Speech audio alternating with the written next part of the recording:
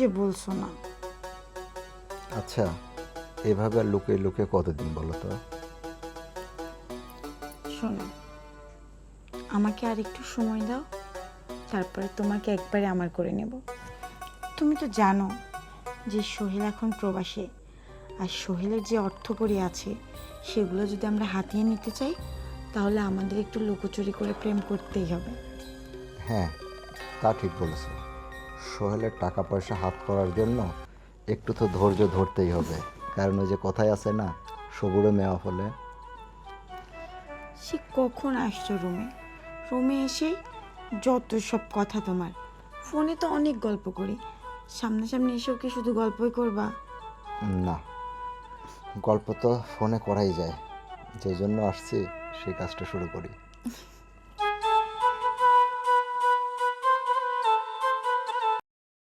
আখি, আখি, কে ডাকছে আমাকে? সোহেলের কণ্ঠের মতো লাগছে না? আখি। হ্যাঁ, এখন কি করব? তোমাকে যদি দেখে ফেলে এখন কি করি? একটা কাজ করো, তুমি আমাদের এই রুমের পেছন দরজা দিয়ে চলে যাও। আমি পরে তোমার সাথে দেখা করে নিচ্ছি। তুমি বাগানে গিয়ে অপেক্ষা করো, যাও। দেখছি কে ডাকে। আমি চিন্তা করতেছি, ও সোহেল প্রবাস থেকে এত তাড়াতাড়ি কিভাবে চলে আসলো? ও তো কোনো খবরও দিল না। আমিও তো বুঝতে পারছি না। ও যদি দেশে আসতো তাহলে অন্তত আমাকে জানাতো। ও তো কিছুই বললো না। তুমি জানো, ওর সাথে তো গতকালকেও আমি কথা বললাম, কই কিছু তো বললো না। আচ্ছা, বাইরে সোহেল না অন্য কেউ, সেটা বাইরে না গেলে বুঝবো কি করে? আর যদি সোহেলই হয়ে থাকে, ও যদি এক্ষুনি রুমে চলে আসে, তোমাকে দেখলে অনেক বড় সর্বনাশ হয়ে যাবে। তার চেয়ে ভালো তুমি চলে যাও, আমি বাইরে গিয়ে দেখি কে আসছে। হ্যাঁ, তুমি ঠিকই বলছো। আমি পিছন দরজা দিয়ে বের হচ্ছি, তুমি দেখো কে আসছে। আর শোনো, তুমি দেখার পরেই আমি বাগানে অপেক্ষা করতেছি, তুমি কিন্তু বাগানে আসবে। আচ্ছা ঠিক আছে, তুমি যাও। আচ্ছা, আল্লাহ বাঁচানোর মালিক তুমি, আল্লাহ।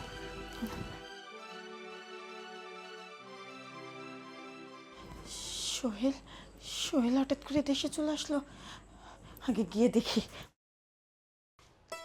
মা, মা, মা, কেমন আছো তুমি? ভালো আছি বাজান, তুই কেমন আছিস? মা, আমি অনেক ভালো আছি। মা, আখি কোথায়? আখি? আখি, আখি।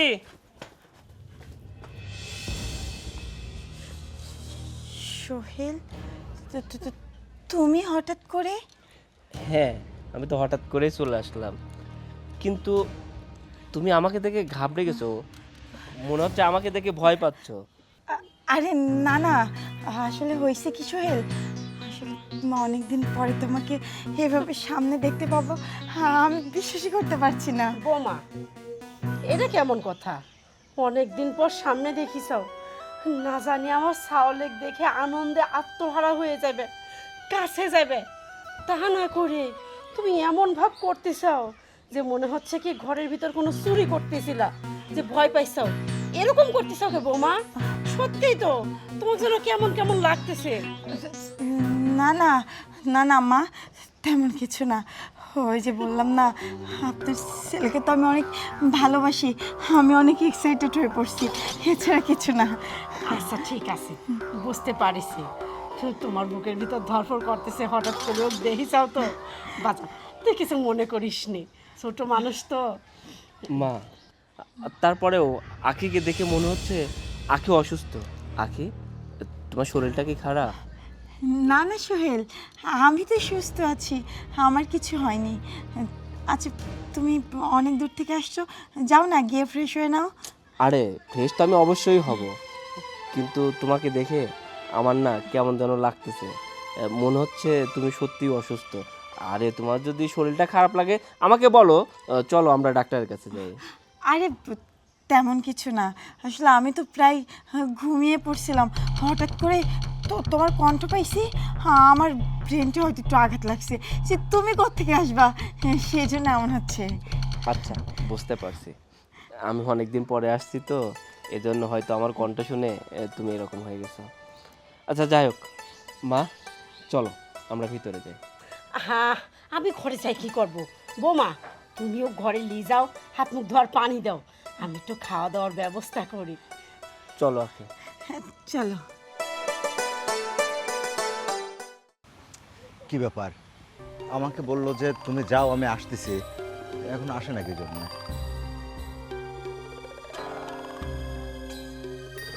আইসো? সর্বনাশ হয়ে গেছে, কি সর্বনাশ? সোহেল তো দেশে চলে আসছে। কি বললো এগুলা? তার মানে দরজায় যে ডাকলো ওটা কি সোহেল ছিল? হ্যাঁ, ওইটা সোহেল ছিল। এখন কি করব? টেনশনে টেনশনে আমি তো শেষ হয়ে যাব। এর চেয়ে তো বড় টেনশন হচ্ছে আমার, কি জানো? তোমাকে আমি কাছে পাবো না, তোমার সঙ্গে আমি রুম ডেট করতে পারবো না। এই ঝড়ে জঙ্গলে এসে না প্রেম করতে আমার ভালো লাগে না, শুধু শুধু মশার কামড় খাইতে হয়। আচ্ছা, এখন কি করব সেইটা বলো। আমারও তো মাথার মধ্যে কিছুই ঢুকতেছে না, এখন কি করব? আচ্ছা, ওকে দুনিয়া থেকে সরাই দিলে কেমন হয়? শোনো, কথাটা কিন্তু তুমি মন্দ বলনি। সোহেলকে যদি দুনিয়া থেকে সরিয়ে দিই তাহলে তো আমার আর তোমার ভিতরে আর কেউ থাকবে না। কিন্তু সোহেলকে কিভাবে দুনিয়া থেকে সরাবো? এটা কি আদৌ সম্ভব? শোনো, আমি আর তুমি যদি ওকে দুনিয়া থেকে সরাতে যাই তাহলে আমরা ধরা খেয়ে যেতে পারি, কারণ আমাদের এই কাজের অভিজ্ঞতা নেই। এই কাজের একজনের অভিজ্ঞতা আছে, সে আমার খুব পরিচিত। একটা কাজ করি, আমি তোমাকে ওনার নাম্বার দিচ্ছি, তুমি ওনার সঙ্গে একটু যোগাযোগ করো। দেখো, পথের কাঁটা একদম নিমেষেই ছাপ হয়ে যাবে। এতে টাকা পয়সা যা লাগে খরচ করার সমস্যা নেই, কারণ সোহেল তো প্রবাস থেকে অনেক টাকা ইনকাম করছে, আর সেসবগুলো তো তোমার কাছেই রক্ষিত আছে। তুমি একটা কাজ করো, আমি তোমাকে নাম্বার দিচ্ছি, তুমি লোকের সঙ্গে যোগাযোগ করো। ঠিক আছে, তুমি এক্ষুনি আমাকে নাম্বারটা পাঠিয়ে দাও, আমি ওনার সাথে কথা বলে দেখি কি করা যায়।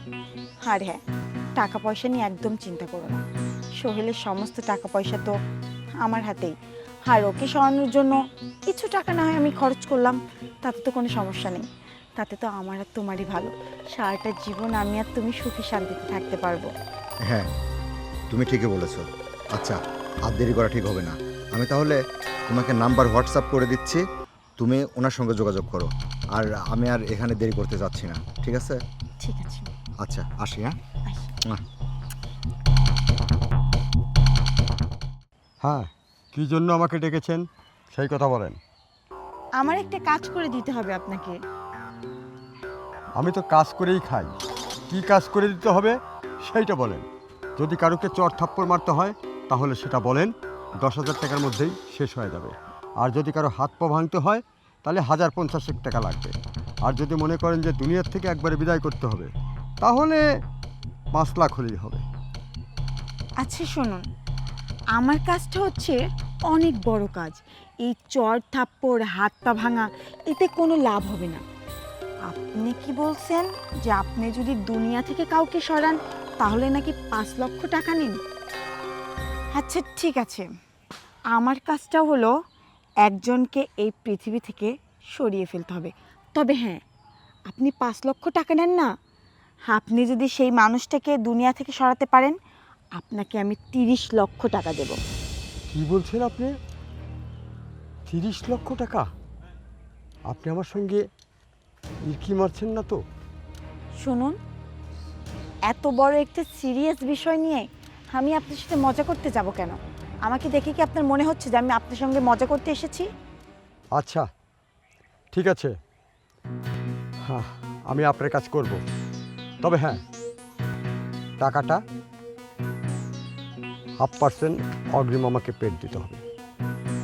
আর যাকে কাজ করব না তার একটা ছবি আমার হোয়াটসঅ্যাপ নম্বরে পাঠিয়ে দেবেন। ঠিক আছে, আমি আপনাকে 10 লক্ষ টাকা অ্যাডভান্স করে দিচ্ছি, আপনার অ্যাকাউন্ট নাম্বার আমাকে দেবেন। আর হ্যাঁ, ছবিটাও আমি আপনাকে হোয়াটসঅ্যাপে এক্ষুনি দিয়ে দিচ্ছি। আচ্ছা দেখেন, আপনার হোয়াটসঅ্যাপে আমি ছবি পাঠিয়ে দিয়েছি, আর সঙ্গে ঠিকানাটাও দিয়ে দিয়েছি। আর হ্যাঁ, আপনি আপনার অ্যাকাউন্ট নাম্বার এক্ষুনি আমাকে দিয়ে দিন, আমি কিছুক্ষণ পরে আপনার অ্যাকাউন্টে 10 লক্ষ টাকা অ্যাডভান্স করে দিচ্ছি। আরেকটা কথা, কাজ কিন্তু আমার 2-1 ভেতরে কমপ্লিট চাই, কথাটা মনে রাখবেন। আচ্ছা ঠিক আছে, দেখেন অ্যাকাউন্ট নম্বর চলে গেছে। ঠিক আছে। ঠিক আছে, তাহলে আমি এখন আসি।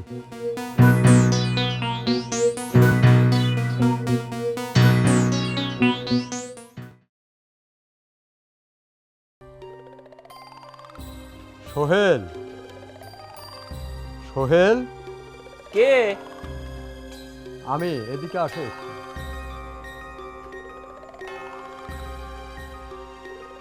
আসসালামু আলাইকুম। ওয়ালাইকুম সালাম। কাকা, আপনাকে তো আমি চিনতে পারলাম না। হ্যাঁ, আমাকে তুমি চিনতে পারবে না। আচ্ছা, তুমি কি সোহেল? হ্যাঁ, আমি সোহেল। আপনাকে আমি চিনতে পারলাম না, অথচ আপনি আমার নামও জানেন। হ্যাঁ, না জানি। আমি শোনো, আমি অনেক দিন ঢাকাতে থাকতাম, ওখানে চাকরি করতাম। এই চাকরির সুবাদে এই গ্রামে আসা হতো না, হ্যাঁ, এই জন্য অনেকেই আমাকে চেনে না। তাহলে তুমি সোহেল না? হ্যাঁ, আমি সোহেল। কিন্তু আঙ্কেল, বুঝতে পারলাম না, আপনি হঠাৎ করে আমার বাড়িতে কোনো প্রয়োজন কি? যদি কোনো প্রয়োজন থাকে তাহলে আমাকে কিন্তু বলতে পারেন। আমি তো অনেক দিন প্রবাসী ছিলাম, যদি কোনো টাকা পয়সার প্রয়োজন হয় তাও আমাকে নির্দ্বিধায় বলতে পারেন। আমি যতটুকু সম্ভব আপনাকে সাহায্য করব। না, প্রয়োজন তেমন কিছু না। আসলাম তো মনে করলাম যে এলাকায় অনেক দিন ঘুরি না, সব কটা বাড়িতে যাব, একটু আশেপাশে যে কটা বাড়ি আছে সবগুলো ঘুরে ঘুরে দেখবো। সবার সঙ্গে আবার নতুন করে পরিচয় হতে হবে। তো সেই সুবাদে তোমার এখানে আসতেছিলাম, একজন বললো যে এটা সোহেলের বাড়ি। তাহলে সোহেলের বাড়ি, তাহলে সোহেলকে তো আমাকে চিনতে হবে, এলাকার ছেলে যখন, এই জন্য ঢুকলাম আর কি। আচ্ছা, এক কাজ করো, গলাটা শুকিয়ে গেছে, তুমি কি আমাকে 1 গ্লাস পানি খাওয়াতে পারো? আচ্ছা আঙ্কেল, শুধু পানি খাইলে কেমন হয়? আপনি ভিতরে চলেন, চা বিস্কিট খেয়ে তারপরে বাসায় যাই। না, গলাটা বেশি শুকায় গেছে তো, আমি শুধু পানি খাবো, শুধু পানি নিয়ে আসো। আচ্ছা ঠিক আছে, আপনি এখানে দাঁড়ান, আমি আপনাকে পানি এনে দিচ্ছি। আচ্ছা।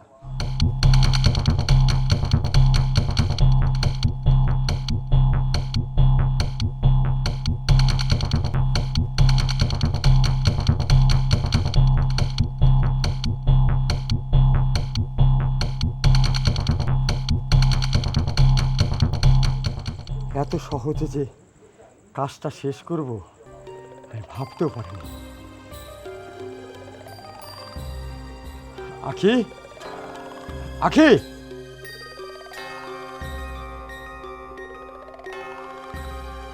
হ্যাঁ, কাজ হয়ে গেছে। এখন আমার একার পক্ষে তো সম্ভব না এই বডিটাকে গুম করা, আমাকে একটু হেল্প করতে হবে। কি বলছেন আপনি এগুলা? হ্যাঁ, একটু একটু পায়ের সাইডে ধরলে আমি শুধু বাগানে নিয়ে যাব। আমি আপনাকে হেল্প করব? যদি কেউ দেখে ফেলে? তাহলে আমি একা কি পারবো? একা সম্ভব? যতক্ষণ এখানে দেরি হবে ততক্ষণ কিন্তু মানুষের দেখার সম্ভাবনা রয়েছে। না না, আচ্ছা ঠিক আছে, আমি আপনাকে হেল্প করব।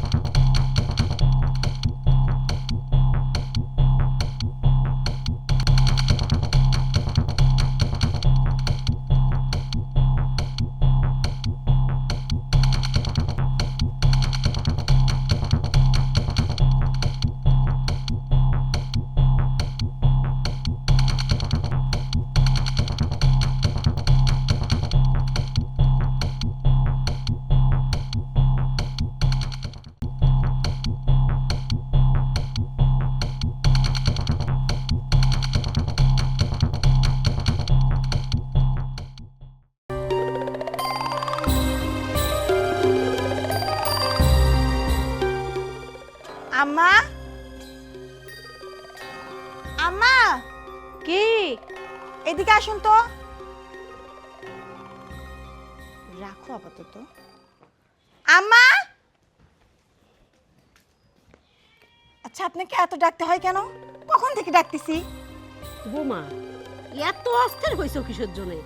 সারাদিন তো শুয়ে বসে দিন কাটাও, এত ডাকতেছো মানে? 2টা ডাক দিছো, হাতে কি আমার কোনো কাজ থাকে না?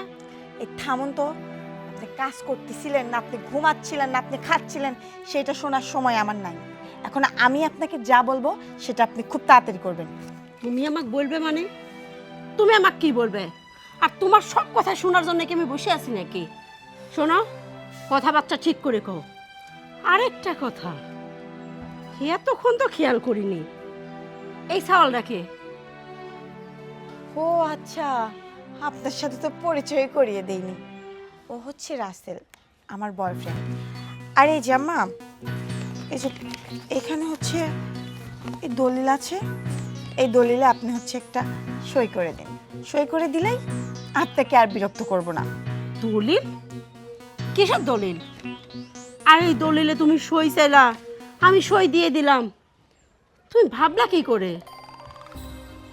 কেন আম্মা, আপনি ছাড়া এই দলিলে কে সই করবে?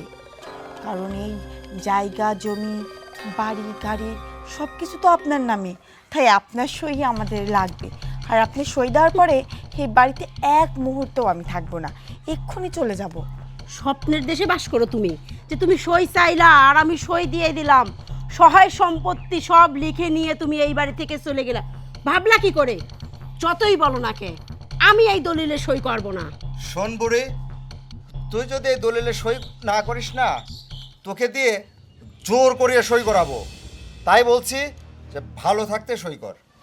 জোর করিয়া সই দিয়ে কি হবে? তার সেটা আমার কাছে দাও, সইটা আমি আপোষেই করে দিই। সোহেল, ভয় পাচ্ছ? ভয় পায় না বৌমা, একটু স্যাপ দিয়ে দেবো। হ্যাঁ, ভয় পাওয়ার দরকার নেই, দাও আমার কাছে দাও, আমি সাইন করে দিই। কোথায় কোথায় সাইন করতে হবে?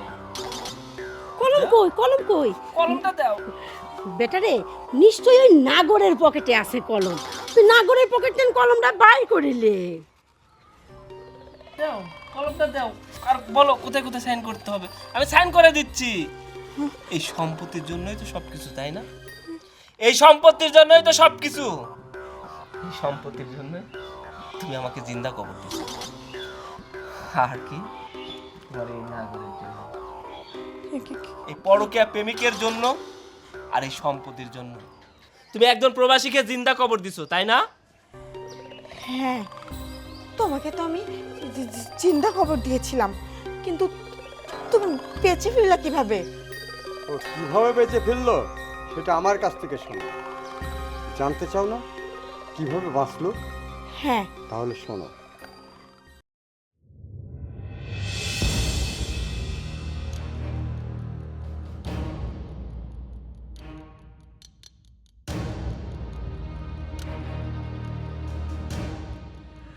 অনামিকা, তুমি? আমি? তুমি? ভালো আছো অনামিকা? আলহামদুলিল্লাহ ভালো আচ্ছা, আছি। আমার সে বাচ্চাটা ভালো আছে? হ্যাঁ, খুব ভালো আছে, অনেক বড় হয়েছে, তাক বিয়ে দিছি। দেখো অনামিকা, কত বছর পরে তোমার সঙ্গে আমার দেখা হলো। আচ্ছা, আমি আসলে তোমাকে দেখে ফাঁকে থাকতে থাকতে না হাঁপিয়ে গেছি। আচ্ছা অনামিকা, আমরা কি আবার পারি না দুজন আবার এক হয়ে যেতে? আসো না, আমরা অভিমান ভুলে যাই। শোনো, হ্যাঁ পারি। তোমার বাড়ির থেকে তোমার সঙ্গ ছাড়ে আমি কিসের জন্য আলাদা হয়েছি তোমার কি মনে আছে? তোমার পেশাই আজকে আমারে দুইজনে আলাদা করে দিছে। আমি কত কইছি তোমার এই খুনের পেশাটা তুমি ছাড়িয়ে দাও, তুমি ছাড়োনি। তোমার নাকি পেশাই আঁকে, তারপরে তোমার সংসার ধর্ম। আমি তোমার জন্য মুখ দেখাতে পারতাম না, বাপের বাড়ির যাই আমি একদণ্ড বসতে পারতাম না। লোকে আমাক ধিক্কার দিত, থু দিত, কইতো ওই যে অনামিকা আইছে, ওর খুনির সাথে বিয়ে হয়েছে, ওর স্বামী একটা খুনি। আমার খুব খারাপ লাগতো গো। তোমাকে আমি অনেক কইছি খুনির পেশা ছাড়ে দাও, তুমি যখন রাজি হওনি বাধ্য হয়ে এই ছোট্ট সোহেলেক নিয়ে আমি তোমার সংসার ছেড়ে চলে আইছি। আজ এখন তুমি এসে এই বয়সে বলতে চাও আসো দুইজন আমরা আবার এক হই। হ্যাঁ, তোমাকে ছাড়া আমারও খুব কষ্ট হয়, বুকের ভিতরে মোচড় দিয়ে ওঠে। মনে হতো কি মাঝে মাঝে যদি তোমাকে একবার পাইতাম, তোমার বুকের উপর একটু মাথা রেখে এক দণ্ড ঘুম পাড়তাম। আমি কত বছর শান্তিতে ঘুমাইনি, বিছানায় গেলে আমার তোমার কথা মনে পড়ে। জানো গো, আজও মনে হয় তোমার কাছে যাই, কিন্তু তোমাকে আমি কত বছর ধরে মনে মনে খুঁজি কিন্তু পাইনি। আজ হঠাৎ তুমি আবার বলতে চাও এক হইতে। হ্যাঁ, আমি এক হব, আমরা দুইজন আবার সুখে শান্তিতে সংসার করব। কিন্তু আমার একটা শর্ত আছে। কি শর্ত বলো? আমার আজীবন একটাই শর্ত, তোমার এই খুনির পেশা ছাড়তে হবে। তুমি তো তোমার কথা বলেই ক্ষান্ত হলে অনামিকা। তুমি কি জানো আমার ভিতরটা কি হয়েছে? তুমি যেদিন চলে আসলে না, আমার ছোট্ট সন্তানকে নিয়ে, বিশ্বাস করো আমি কতটা দিন খেতে পারিনি, আমি ঘুমাতে পারিনি, আমার সঙ্গে কেউ কথাও বলতে পারেনি। কেউ কথা বললে আমার সেই রাগ হতো, সেই মেজাজ হয়ে যেত, মনে করতাম কি আমি শেষ করে ফেলবো। কত জ্বালা যন্ত্রণা বুকে নিয়ে আমি কতটা বছর পার করলাম। এখন তো আমার শেষ জীবন। কিন্তু তুমি কি জানো, তুমি আমাকে পেশার দিতে, আমাকে এই পথ ছেড়ে আসতে, কিন্তু আমি ছেড়ে আসতে চাইলেও তো পারতাম না। এটা কি তুমি জানো, যারা এই পথে থাকে না, ইচ্ছা করলেই এই পথ ছাড়া যায় না। এই পথ ছাড়ার একটা দিনক্ষণ আছে। আমি অনেক ভেবেছি তোমার কথা, মাঝে মাঝে না ইচ্ছা হয়েছে আমি তোমার কাছে যাব, তোমাকে যে বলবো আসো তুমি, রাগ করে আর কয়দিন থাকবে, সামান্য জীবনে তো সামনে আছে, এই কয়টা দিন না হয় একসঙ্গে কাটাই। আবার চিন্তা করতাম যেমনি তোমাকে ভয় পেতাম তেমনি তোমাকে ভালোবাসতাম। তুমি আবার যদি এই কথার পরিপ্রেক্ষিতে বিগড়ে যাও, তাহলে তো তোমাকে আমি আর শান্ত করার রাস্তা খুঁজে পাবো না। কতদিন আমার সন্তানের মুখটা দেখি না, আমার ভিতরে সন্তানের কাছ থেকে আব্বা বলে ডাকটা শোনার জন্য বুকটা হাহাকার করছে। জানো অনামিকা, আমি রাতের পর রাত আমি ঘুমাইনি, শুধু তোমাকে নিয়ে ভেবে আমি আমার রাত পার করে দিয়েছি। আজকে দেখো ভাগ্যের কি নীলা খেলা, তোমার সঙ্গে আমার দেখা হয়ে গেল। যাক, দেখাটা হয়ে ভালোই হলো, তোমার সঙ্গে কথা বললাম, তোমাকে দেখতে পেলাম, সন্তানের খোঁজটা নিলাম। আমার কাছে না আজকে খুব ভালো লাগছে, খুবই ভালো লাগছে। তবে আমি তোমাকে কথা দিচ্ছি, তুমি যে প্রস্তাব আমাকে দিয়েছো, এটাই আমার শেষ কাজ। এরপরে আমি আর কোনো খুন খারাপের মধ্যে জড়াবো না। আমি তোমাকে নিয়ে সংসার করব। প্রচুর অ্যামাউন্টের একটা কাজ, অনেক টাকা, 30 লক্ষ টাকা। তবু আমি ছেড়ে আসতাম। দেখো, আমি প্রায় অর্ধেক টাকা অ্যাডভান্স নিয়েছি। অতএব এই কাজটা করেই আমি তোমার সঙ্গে এক হয়ে যাব। দেখো, কাজটা না করলেই না, আমার মনের ভিতর সাই দিচ্ছে না, তুমি কাজটা করো না। কিন্তু কাজটা যে আমাকে করতেই হবে অনামিকা, আমি তার কাছ থেকে টাকা নিয়েছি। এত বড় টাকা? হ্যাঁ, বড় মাপের কাজ। আচ্ছা, কয়জন মানুষকে তুমি খুন করবা যে 30 লক্ষ টাকা দিছে তোমাক? একজনকে, শুধু অনলি একজন। একজন মানুষই খুন করার জন্যে কেউ 30 লক্ষ টাকা দিতে পারে? আচ্ছা, কে এই দুর্ভাগা ব্যক্তি যাকে খুন করার জন্যে এত টাকা দিছে? আচ্ছা, এই দুর্ভাগা ব্যক্তিটাকে আমাকে একটু দেখাতে পারবা? হ্যাঁ, পারবো।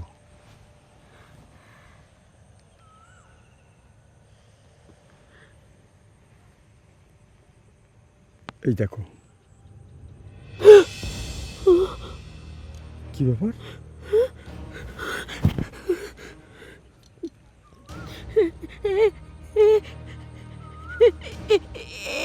তুমি খুন করবা? হ্যাঁ, এই খুন করার জন্যই তো আমি টাকা নিয়েছি। চুপ, একদম চুপ। এই খুন করার কথা আর একবারও বলবা না, একবারও না। তাহলে হয়তো তুমিও মরে যাবা, আমিও মরে যাব। কে এটা? আর কেউ না, এ তোমার আমার সন্তান সোহেল। কি বললে? এটা আমার সন্তান? আমার সন্তান এত বড় হয়েছে? তোমার সন্তান এত বড়ই না, তাকে আমি বিয়ে দিছি। আর সেই সন্তানে তুমি বাবা হয়ে খুন করতে যাচ্ছ, এটা তুমি করতে পারবা?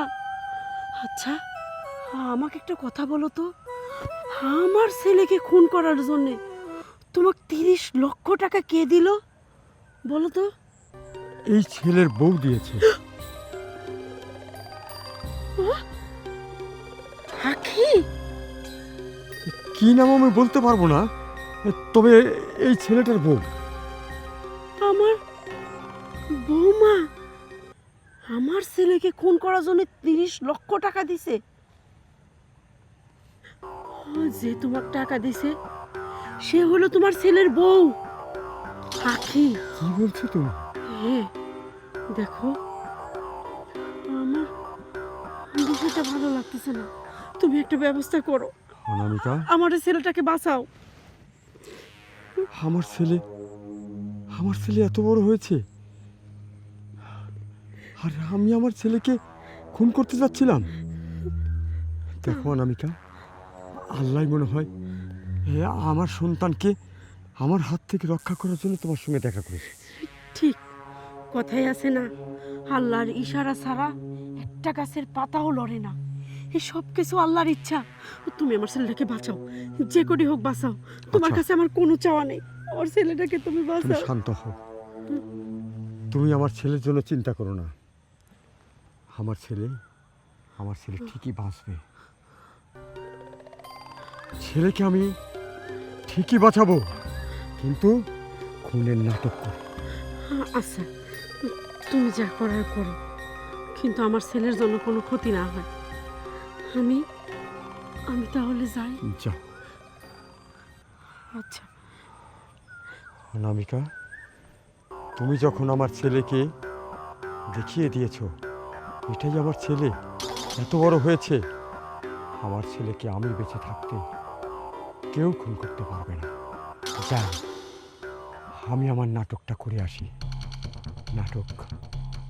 নাটক হবে মঞ্চস্থ। দেখি কে পারে।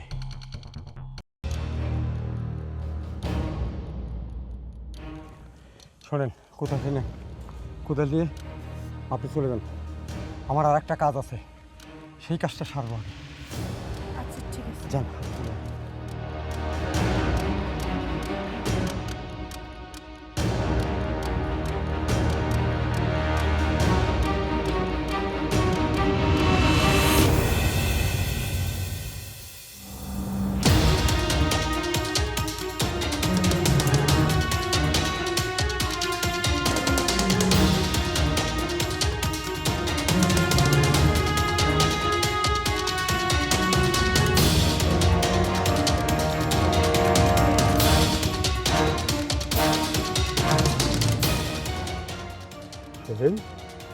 সোহেল, সোহেল সোহেল সোহেল সোহেল সোহেল সোহেল দেখি বাবাটা তো বুঝেছো এবার? বেঈমান, নেমো খারাপ একটা। তোকে আমি 30 লক্ষ টাকা দিয়েছি ওকে মেরে ফেলার জন্য, আর তুই তুই আমার খেয়ে আমার পরে আমার সাথে বেঈমানি করলি, প্রতারক একটা। তোকে তো আমি দেখে নেব। আচ্ছা, নিজের বিবেকের কাছে প্রশ্ন করো তো, সবচেয়ে খারাপ ব্যক্তি আমি না খারাপ ব্যক্তি তুমি? কে? হ্যাঁ, উত্তর দাও। তুমি টাকা দিয়েছো, কার টাকা দিয়েছো? তোমার টাকা, রোজগার করেছিলে। আর কিছু বলবে? বলো বলো বলো। আরে বেঈমান উনি নয়, বেঈমান তো তুই। তোকে আমি এত ভালোবাসছি, তুই যখন যেটা বলছিস সেটাই করছি। আমার থেকে যখন যা চাইছিস আমি তোকে তাই দিছি। যখন টাকা লাগবে আমি তোকে টাকা দিছি, স্বর্ণের অলংকার লাগবে আমি তোকে স্বর্ণের অলংকার দিছি। কিন্তু আমি যদি তোর সকল চাহিদা পূরণ করতে পারি, আমার একটা চাহিদা তুই পূরণ করতে পারবি না। আমার ভালোবাসার সঙ্গে এমন প্রতারণা করলি, তুই আমারই বিছানায় আমারই রুমে পরকিয়া করলি, আর পরকিয়া প্রেমিকের কথা শুনে আমার মতো প্রবাসীকে জিন্দা কবর দিলি। শুধু তাই না, আমাকে খুন করার জন্য আর একটা খুনি ভাড়া করলি। একবারও জানতে পারছিস, একবারও জানতে চাইছিস ওই খুনিটা কে? ওই খুনিটা আর কেউ নয়, ওই খুনিটা আমার বাবা। আমার বাবা খুন করত, খারাপ খারাপ কাজ করত, এই জন্য আমার মাতা সংসার ছেড়ে চলে আসে। তখন আমি অনেক ছোট। আমার মাতাকে পছন্দ করতো না শুধুমাত্র এই একটাই কারণ সে সমাজে এমন এমন কাজ করত যেটা আমার মায়ের ভালো লাগতো না।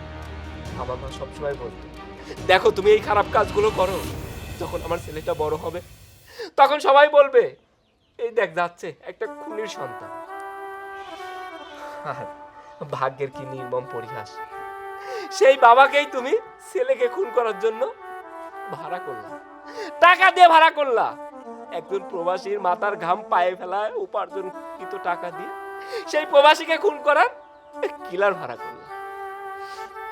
যখন বাবা জানতে পারলো যে যাকে খুন করতে আসছে সে আর কেউ নয়, আমি তার সন্তান। একজন বাবা কি পারে তার সন্তানকে হত্যা করতে? আমার বাবা তখনই পারত সবকিছু খোলাসা করে দিতে, কিন্তু করেনি কেন জানো? তিনিও দেখতে চাইছিল যে তুমি আর কতটা নিচে নামতে পারো। তুমি জানো, প্রত্যেকটা প্রবাসীরাই তার বাবা মা চাইতে বউকে বেশি বিশ্বাস করে, বউকে বেশি ভালোবাসে। কারণ প্রত্যেকটা প্রবাসী ভাবে যে আমার বউটাকে একা রেখে আমি প্রবাসে চলে আসছি, বউটা না অনেক কষ্ট করতেছে। কিন্তু সেই প্রবাসীর বউগুলো বুঝতে পারে না একজন প্রবাসী কত কষ্ট করে টাকা উপার্জন করে দেশে পাঠায়, আর সেই টাকা দিয়ে সে সুন্দরভাবে চলে, ভালো ভালো খাবার খায়, ভালো ভালো পোশাক পরে, আর অন্য একটা ছেলের সঙ্গে পরকিয়া করে।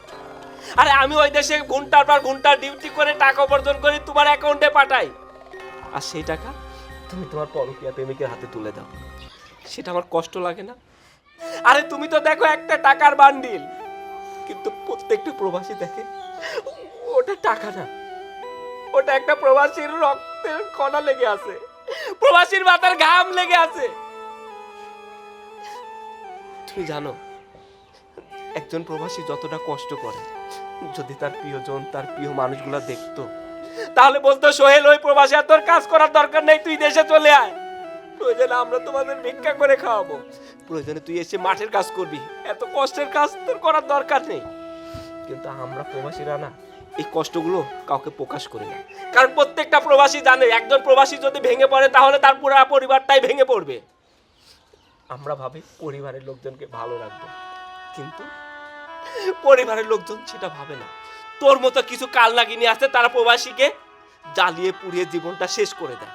একজন প্রবাসী 5 বছর 10 বছর কষ্ট করে টাকা উপার্জন করে আসে, আর বাড়িতে এসে দেখে তার কোনো টাকা পয়সাই নেই। শুধু টাকা পয়সা কেন, তার বউটা অন্য একটা ছেলের হাত ধরে চলে গেছে। শুধুমাত্র তোর মতো কাল লাগেনি কিছু মেয়ের জন্য কোনো প্রবাসী তার বউকে বিশ্বাস করে না।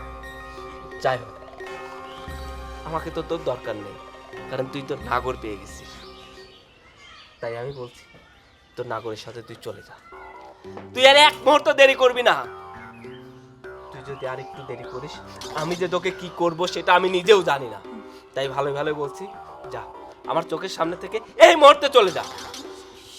সোহেল, বলছি কি আমার না ভুল হয়ে গেছে, তুমি আমাকে আর একটা সুযোগ দাও। তুই এটা ভুল বলছিস? এটা কোনো ভুল নয়, এটা মস্ত বড় অপরাধ। একজন ভাড়াটে খুনে যদি 30 লক্ষ টাকার বিনিময়ে তাকে খুন করতে পারে, আরে তুই কেমনে করে পারলি তোর নিজের স্বামীকে খুন করার জন্য আরেকজনকে ভাড়া করতে? তুই কি ভাবছিস আমি তোকে ক্ষমা করে দিব আর তুই পরকীয়া প্রেমিকের সঙ্গে যুক্তি করে আমার পুরা পরিবারটাকেই তুই খুন করবি? না, সেটা তো আমি মেনে নিব না। যা, এই মুহূর্তে আমার বাসা থেকে বের হ। তোকে বলছি, তুই এখনো দাঁড়িয়ে আছিস কেন? যা, এই মুহূর্তে বাসা থেকে বের হ। কি তোকে আরো বলতে হবে? যা। যাক বাবা সোহেল, তোমার উপর তো অনেক ঝড়ঝাপটা গেছে, তবে আমি অনেক দিন পরে আমি খুঁজে পেয়েছি আমার সন্তানকে, আমার স্ত্রীকে। যাক, আমি এই শুভক্ষণের থেকে আমি তোমাদের কাছে ওয়াদা দিচ্ছি, আজ থেকে আমি তোমাদের সঙ্গে থাকবো এবং কোনো খারাপ কাজে লিপ্ত হব কি বলছো বাবা? সত্যি তুমি আর কোনো খারাপ কাজ করবা না? না। এর থেকে খুশির সংবাদ আর হয় না। এই যে এবার একটু বাবার দায়িত্ব পালন করো, ছেলেকে এবার দেখে শুনে ভালো করে একটা বিয়ে দাও। অবশ্যই দিতে তো হবেই, আমার ঘরে একটা মা আনতে হবে না? চলো বাবা, ঘরে চলো।